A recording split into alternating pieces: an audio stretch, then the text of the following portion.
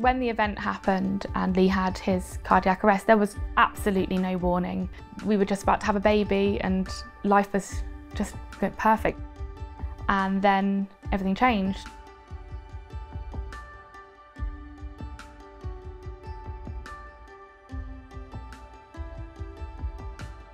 I just started my maternity leave that day.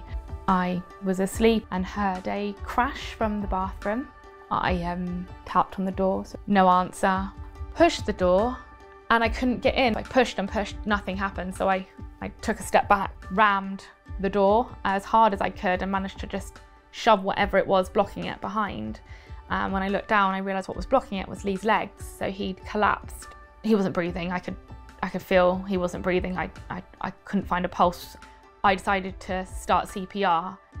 My family don't have a lot of heart problems, so there was no warning, sort of fit and healthy in the day, and it just sort of like lightning in the middle of the night. I was doing CPR for I think around 6-ish minutes, 5 or 6 minutes.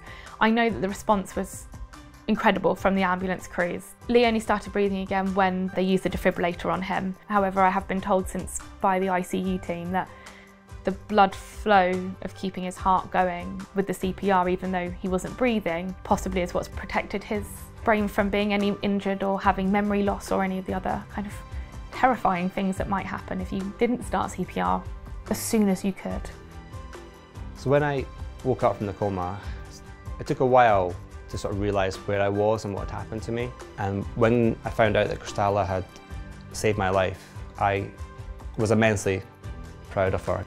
My wife not only saved my life, she gave me my life with my daughter. I owe everything to her, because without her I wouldn't have ever met this tiny human being that's part me and I hope is all her. Everyone should have training in CPR. If you can keep someone's heart pumping, their chances of survival are huge.